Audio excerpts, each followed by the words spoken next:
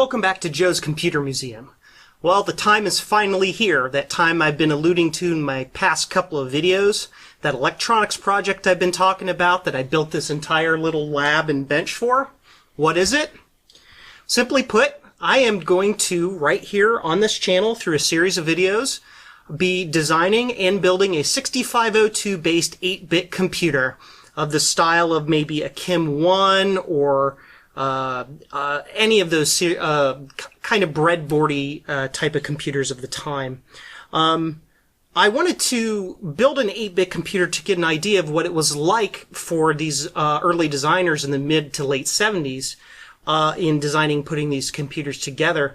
Not only do I think it's going to be fun for me and fun for you guys to watch, I think it's going to be a great experience. I mean, I have a lot of aging machines in my collection, a lot of them of that era of the 70s and 80s, and what better way to learn how they work, some of the pitfalls, some of the ways to diagnose problems, some of the ways to do those repairs and all of that stuff, than to build a computer of their kind and learn all of the details about the electronics.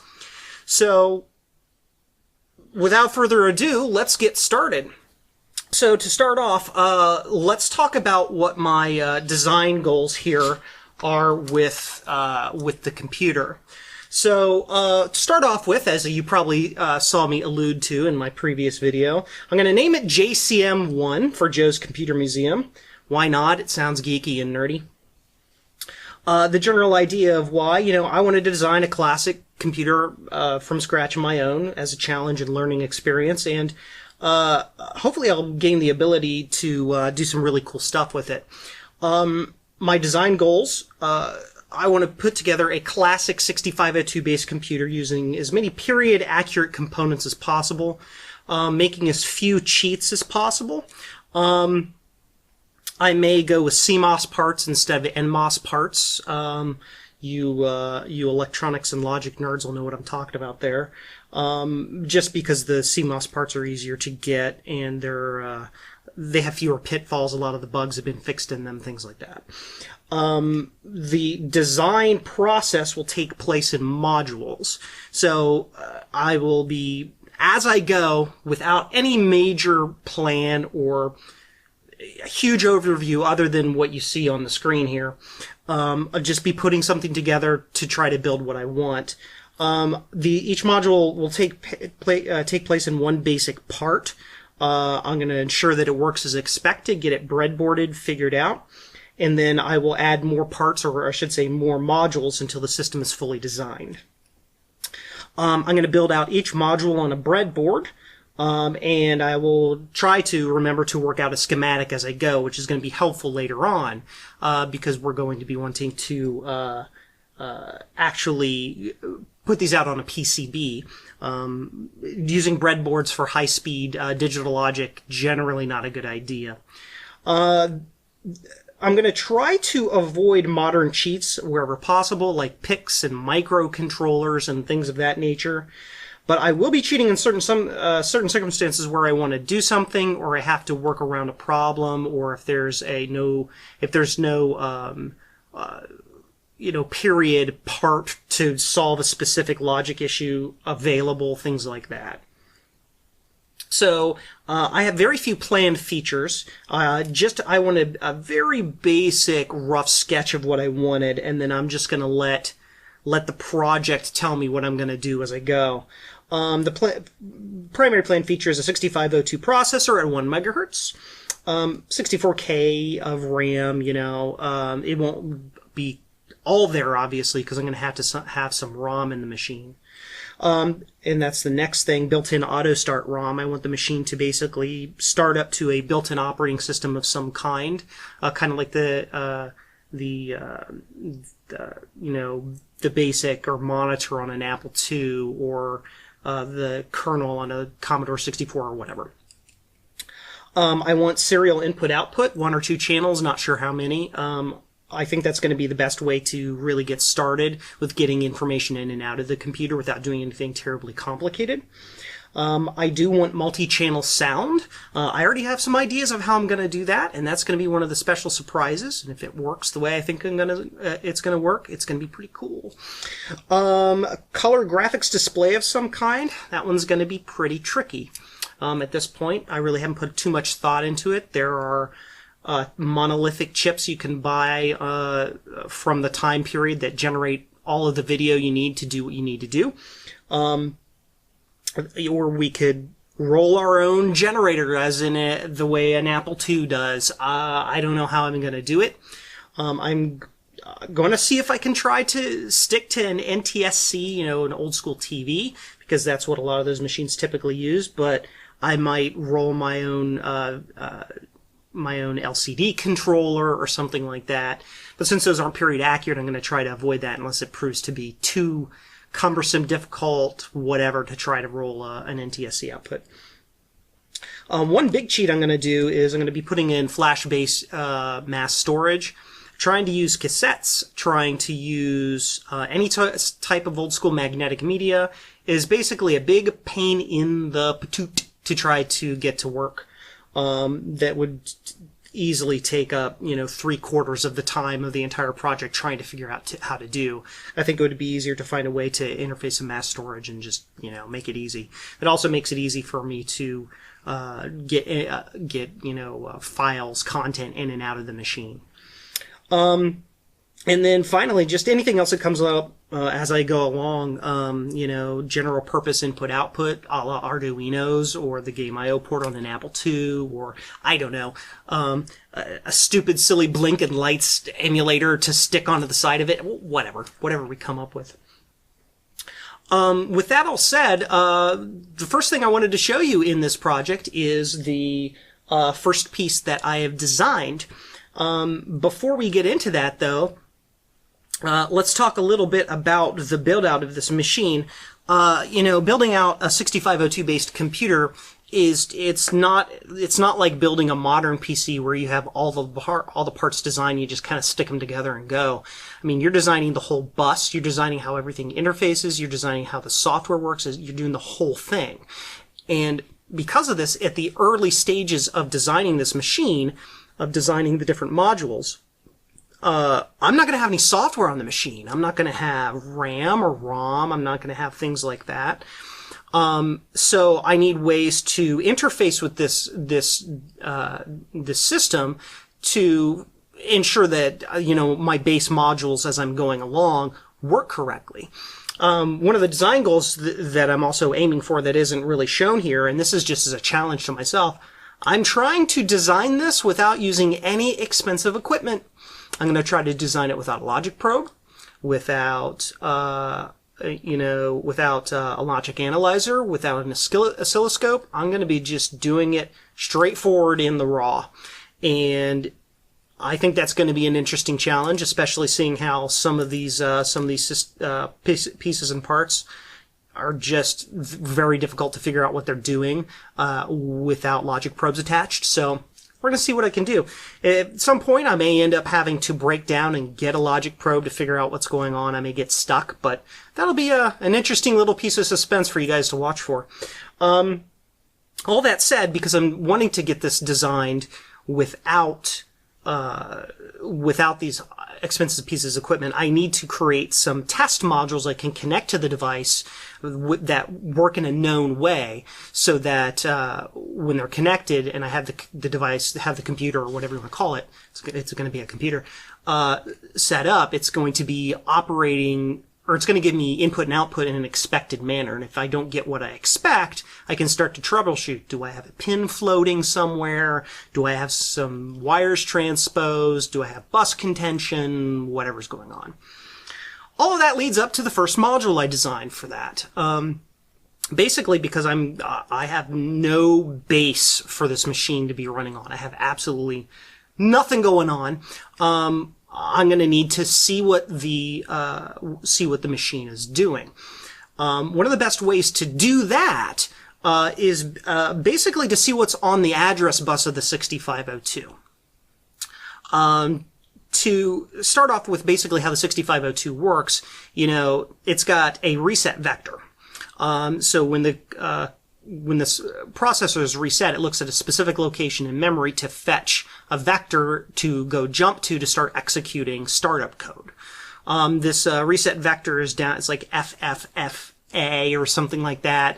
The reset vectors, NMI and IRQ vectors are all right next to each other. I don't remember which ones are which at the moment. Basically, you have to have something in that location to tell it where to jump to, and then when the CPU is running, it executes code. Well, if I set up the CPU in a very basic manner and connect a device to the address bus, I can see what the address bus is doing. And if the address bus is doing what I expected, I don't need logic probes or anything crazy like that. I can just see what it's doing. So let's get this device out that I've designed that will allow me to see what my 8-bit computer is doing. So let's get that in here.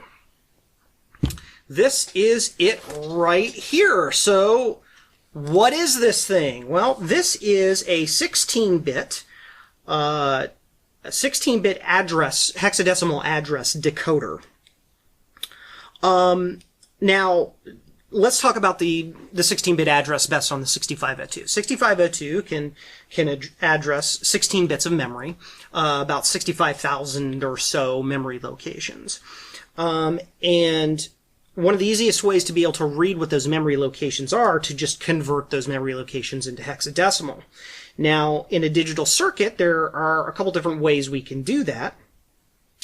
I opted to use these guys right here, these little 7-segment displays, because they're relatively inexpensive, they're easy to interface to, and they're like super of the 70s and 80s. They're of the time period. I mean, the JCM-1 and similar, test machines, 6502 test machines of the time,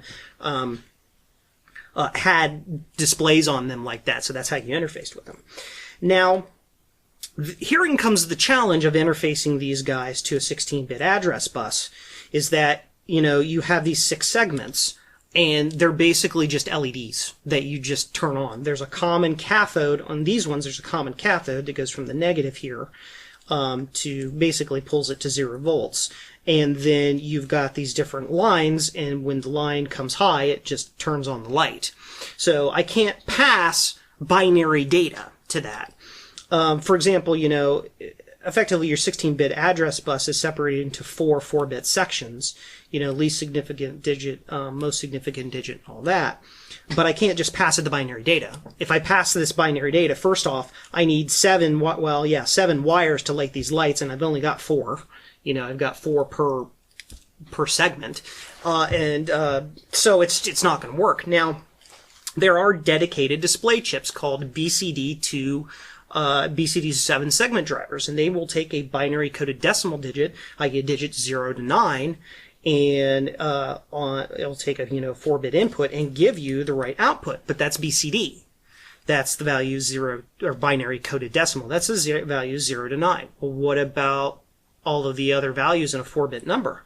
4-bit number has 16 values, 0 through hexadecimal, friends, F, 0 through F. So those high-end digits don't get displayed. Now, there are some chips out there that are hexadecimal display driver chips that will take a 4-bit input and give you a full output. But the problem is they don't really exist anymore. They're a pain in the butt to get when you can find them, and they're expensive. So I really couldn't use those. What was my other option would be to get 7-segment displays that have all of the logic in them directly, and I could just pass a 4-bit value straight to those. But when I was looking online, they were in the $40 range a piece, because they're very, very vintage and very, very pulled from old non-functional equipment. Relatively rare. So I wasn't about to pay, $180 or whatever to do a hexadecimal, decoder. That was silly. The whole computer's probably going to cost maybe $180 to $250 in parts. Why was I going to waste all that on one piece I'm going to use for a short period of time to debug the thing?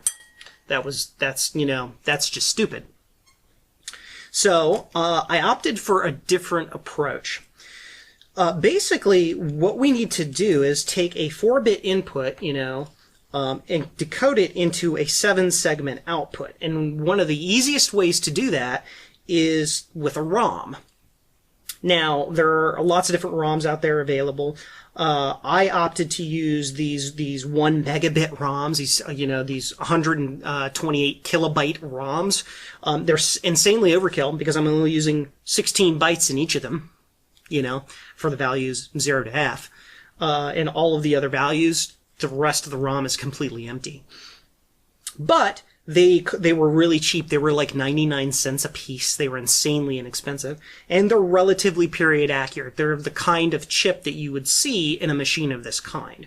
I could have opted for a microcontroller, a PIC, or, anything like that. But then that would have required, serial data bus programming and strobing this, and it actually would have been more complicated to design. This is really straightforward. I flash the ROMs with my truth table that says if you receive this on these on your data output pins, you just light the pins with the right lights, and then I just bring my 4 bits from each quarter of the address bus into that, and it just displays it straight out. And that's basically all the thing does. It takes that 4-bit value, which corresponds to a memory location of 0 through 15 in the ROM. And then in each of those locations, there is basically a 7-bit value, with the 8th bit ignored. It's there, but I don't output it. The 7-bit value that corresponds to the different output wires here for the different lights, and those bits are hooked up to the specific lights that I want to light for that number, and that's what it does. So then all I would have to do is connect, each of these from least significant up to most significant digit in order directly to the address bus of the 6502, and it'll show me right here what the 6502 is doing at that time, or at the very least, it'll show me the address that it is accessing. So that tells me that the machine is running. So let's take a look at this operating, because I've got these pins all tied together and taped together so they don't flap around in the breeze. I can only really show you a couple of bit values here, but we'll show you what that is. So let's turn my power supply on, and we need to plug that in right here. And so right now, let's turn that light off, make it a little easy to see. Right now things are just kind of floating all over the place because I don't have my pins plugged in. But to light these up, basically I can plug these into the power bus here. And let's do this one right here, which is this one. And let's do this one. That should be all Fs. So if I plug that in, you get an F. And of course these ones are floating because I have them floating up in nowhere. So let's see if I can, I'm kind of out of space on here because the way I breadboarded this for compactness, but if we unplug these guys, and then you can plug these in, get out of the way, you can plug these guys in, and then you'll see that they get the values 0 and F as well, up here at the high end, F and 0. And now these guys are floating because they're just flapping in the breeze, and if I touch these, it'll do weird stuff. But see, you've got the FO there now for the two that have been plugged in. So depending on what 4-bit value that gets, you get the actual value right there in that. It's really all there is to it. It's pretty straightforward and uncomplicated. Turn that off. Pop that light back on. So that's the first piece of the project. Really, the first piece of the puzzle to be able to see what my 8-bit computer is going to be doing. The next step is going to be building the 6502 on a very basic breadboard with a very basic free run circuit to make sure that I understand how the 6502 is supposed to operate, to make sure I got my design theory and logic figured out, and then I hook it up to this and I start it up and I see if it free runs. So that's coming up in the next episode. Well, that's all for today's video. Actually, no, it's not. I forgot to show you the schematic of the device. I drew this up in TinyCAD because TinyCAD's free and relatively easy to use. This basically just shows the basic functionality here. You got each 7-segment display with a resistor in there. I think I'm using like a 220 ohm let me take a look. That's brown, brown, black, black. So that's 220 and no zeros. Yep, that's 220. So yeah, we've got each of the segments from LSB to MSB, and you know, they just with their common cathode here, they run through that resistor to the ground plane, and then you know the proper data lines for each of these come out of here and go into each of the different segments as I wanted to do for this specifically. 5-volt in for the EEPROM here, and I decided to use EEPROMs in case I screwed it up. It'd be easier to flash, and they were relatively inexpensive. And if I decide that I'm done with this, you know, I can pull the chips out and reuse them for something else later, you know. Of course, because all of these other address lines here, because the rest of the address locations we're not using, we just tie those low to ground, basically, so that they're always 0, so that we're this guy is only ever receiving these four bits here. Of course, these 4 bits, A0 through A15, those are the address lines that come from the 6502 bus and light that up to tell it what to do. If you liked it, you know, hit the buttons down below and let me know. Leave me a comment. If you're looking forward to more about this, leave me some comments below and let me know. That's all we got. The 6502 processor is going to be really fun to work with, and since it's an 8-bit computer or an 8-bit processor, you know, it stands to reason more than ever before for me to say that you should remember that 8 bits are all you need.